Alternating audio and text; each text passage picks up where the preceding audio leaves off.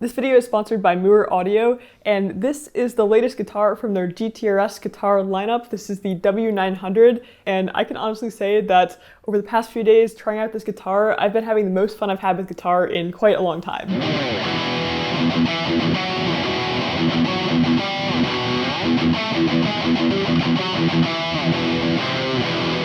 I've previously demoed a couple other GTRS guitars, the S800 and the P800, and while I had a lot of fun with those guitars and I thought they were great, this one is my favorite by far, and let me explain why. One thing you might have noticed is that the guitar is not plugged into anything. It is completely wire-free, and yet I'm still able to play it. And I'm able to do that because the guitar has a built-in UHF wireless module that connects to a wireless receiver that came with the guitar. That receiver is currently plugged into my audio interface on my desk, and it just allows me to play and record without any wires, and I've been finding that really fun. Also, like every guitar in the GTRS lineup, this guitar has a really awesome built-in effect system, and I think that the combination of this effect system with the wireless in this guitar makes it even more fun than on previous models, because all you have to do is plug in your wireless receiver into your interface and you can just turn on the guitar and you are good to start recording with just the guitar itself, nothing connected. And yeah, it's just a really cool combination. So throughout this video, I'm just going to record the guitar wirelessly and all of the tones will be coming from the guitar itself.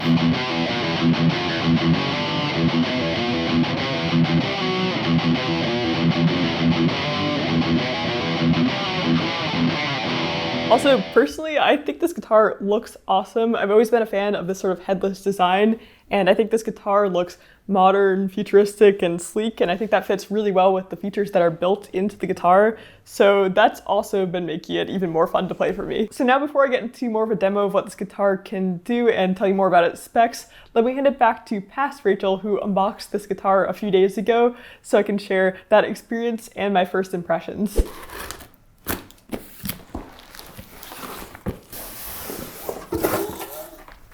Nice compact case for the headless guitar. I'm really excited to see this. I think the finish is going to be really cool.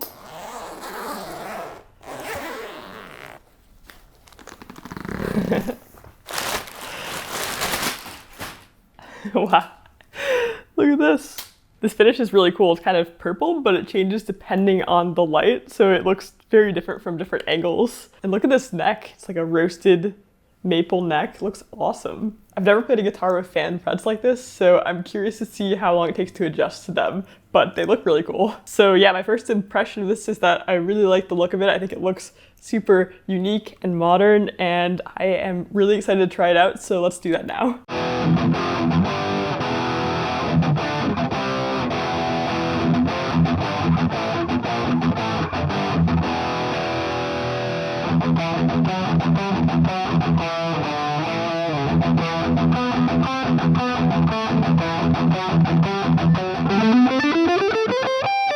So for just playing this guitar for a few minutes now, I am really impressed. It is really fun to play. Out of the box, the action, the setup of this is amazing. It's really, really low, which is where I like it, and it's really rare to find that out of the box, so I am quite impressed by that. And the slanted frets are actually not that weird. I'm actually not having that hard of a time adjusting. I mean, I'm messing up a little bit more maybe than I normally do, but overall it feels pretty natural. I don't think it will take that long to adjust to, so yeah, I am quite impressed by this. Now let's send it back to future Rachel, who will tell you more about the guitar. All right, so now let's talk a little bit about the specs of this guitar. The neck looks absolutely incredible. It is selected roasted flamed maple. The neck is bolt-on, but the neck joint is really nicely rounded and pretty flat, and I've found it really comfortable to play so far. The fretboard is made of Indian rosewood, and I think it looks really nice. It's quite shiny on my guitar. The shape of the neck is a standard C, and I found it really comfortable so far. It definitely doesn't feel too chunky or anything like that. And the guitar is quite lightweight. I believe it's around 5.5 pounds, although I haven't weighed this one in particular, but it feels nice and lightweight and portable, and I really appreciate that.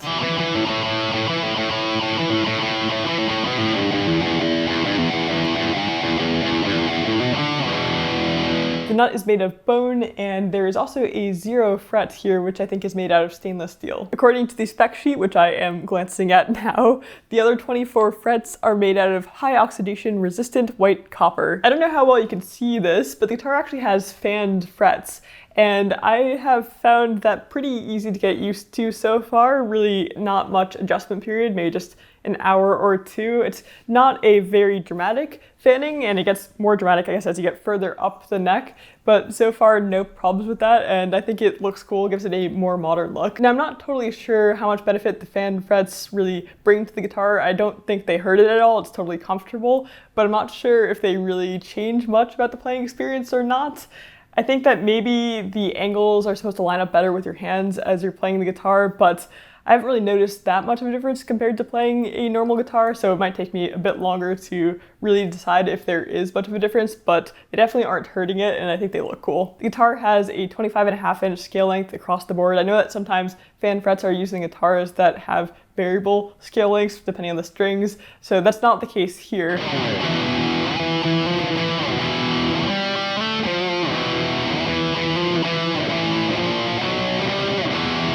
The body is made out of American alder, and the finish is really cool. This one's in Aurora Pink, and it's kind of a color-changing finish that changes between dark pink to green depending on how the light hits the guitar. And there are a couple other options for the W900 as well, including Aurora Purple, which I personally really like. This guitar comes with 2 humbuckers, both GTRS branded humbuckers, and so far they sound really good to me. And it comes with a 3-way pickup selector switch, which I like for its simplicity. And of course you have a volume and tone knob as well. And then down here is the super knob that controls the built-in effects system on the guitar. I actually like the look of this knob and the color it adds to the guitar. I think it's fun, and it definitely doesn't get in your way. It doesn't seem too big compared to the rest of the controls on the guitar.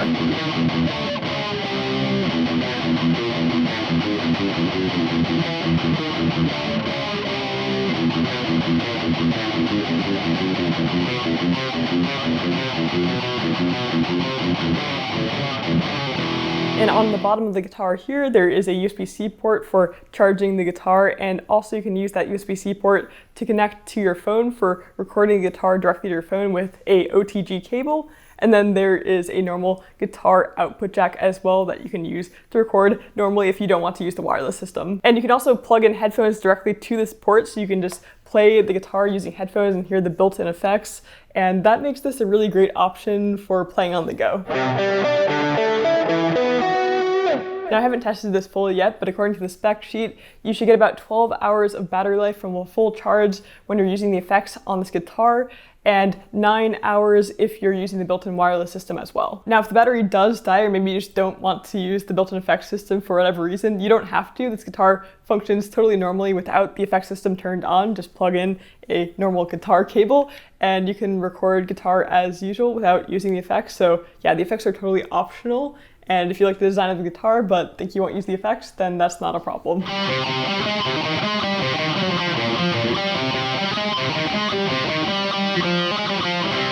And as I mentioned, the guitar has a built-in UHF wireless system, and it's 4 channels. And I've noticed basically no latency at all playing with this guitar with the wireless system over the past few days. It sounds great, it feels great, and it's just surprisingly fun and freeing not to have that additional cable attached to the guitar. The wireless system should work for a distance of up to 15 meters or a bit over 45 feet. And I haven't really tested this to its full capability, but I've had no issues, and I was able to bring my guitar downstairs in my apartment to the other side of the apartment and still record with it while my computer is upstairs. So yeah, it's pretty cool. Now, because this guitar is headless, when you're going to tune the guitar, there's obviously no tuning pegs up here to tune it with. Instead, you have to tune the guitar at the bridge here by turning these pegs.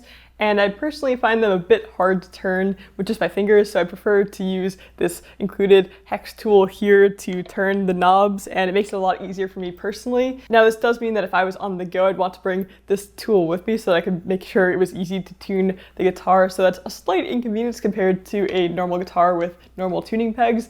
But I think that for me, the positives of the headless design outweigh that. I just really like the look of it for one. I also think that it's a bit more ergonomic to play. It's also lighter weight and easier to move around. So I'm okay with exchanging that for having to carry this around with me.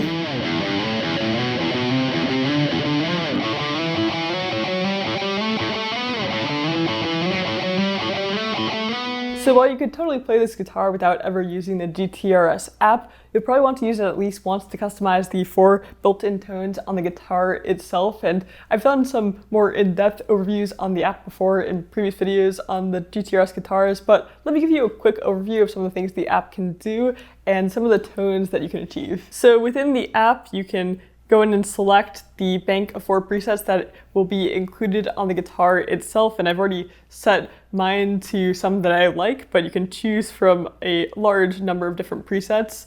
And once you select a new bank, when you switch between the presets on the guitar, it will switch between those 4 different presets. Your selected 4 presets will stay on the guitar itself even after you've closed the app, and you'll be able to come back into the app, of course, to change them whenever you want. As you can see, there are a ton of different presets that come with the app that you can choose from, but if for some reason you don't see any you like, or you just want to customize one further, you can do that. You can just go into a preset, and then you can customize basically everything in the effects chain, from the amp to the cab, dynamics, modulation, delay, reverb, EQ, pretty much everything you want you can customize. This is one of my favorite presets, Doomed.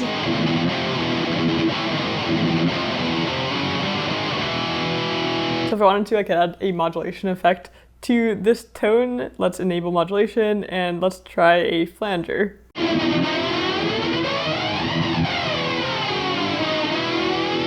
If you want to, you could reorder anything in the effects chain just by dragging it around. So yeah, there's a lot of customization options and flexibility in the system.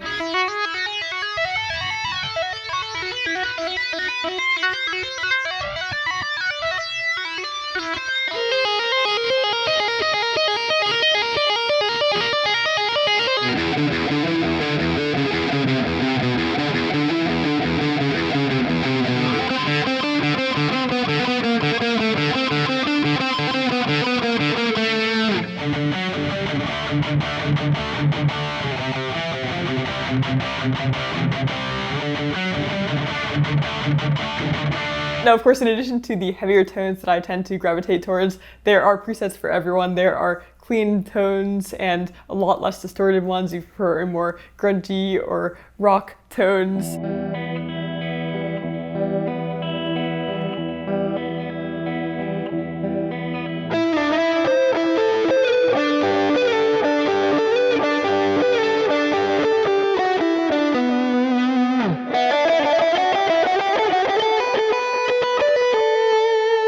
There's also some fun like synthy ones, which I was having fun messing around with the other day.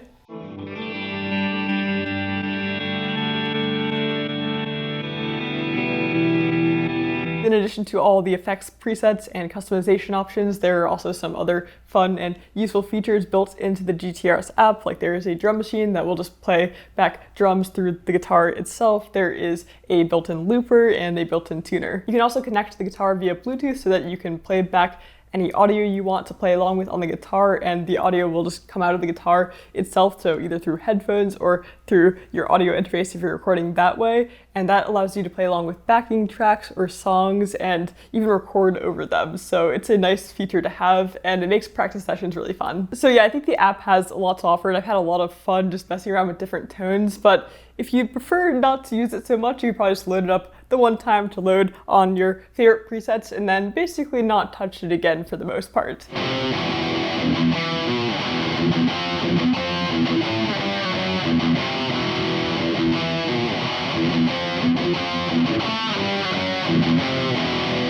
So as you might be able to tell, my overall impression of this guitar is extremely positive, and I've had a great time with it so far. The previous GTRS guitars were basically normal Strats, but with the built-in effects system, and they were really fun. But for me personally, I love this combination of the modern, sleek, futuristic looking guitar with the built-in effects system and with the wireless system as well. I think it's just a great combination. I don't really have any constructive criticism about this guitar. I think it does what it sets out to do very well and in a really fun way. The only potential thing I can think of is that, this is a higher end, more premium guitar, and I can see some people being worried about getting a built-in effects system in a guitar like this, because what if the effects system stops working some years down the road or things like that. But I don't think that's a really big concern, because the guitar works totally fine as a guitar without the built-in effects and built-in wireless system. So if you like the guitar on its own, then it will still be an awesome guitar.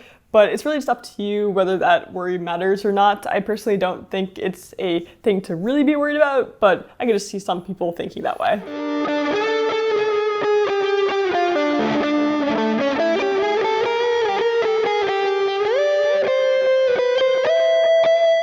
At the time of recording this video, I believe that the W900 might be a bit hard to come by. I'm not sure it's in stock yet, But you can also check out the W800, which is a very similar model. The only real difference, other than the finishes, is that the guitar does not have the built-in wireless that this guitar has. So if you don't care as much about the wireless functionality, that could be a great option as well. I'll have both guitars linked in the description if you'd like to check them out for yourself. I believe the W900 will be around $1,000, and the W800 is a bit less at around $800.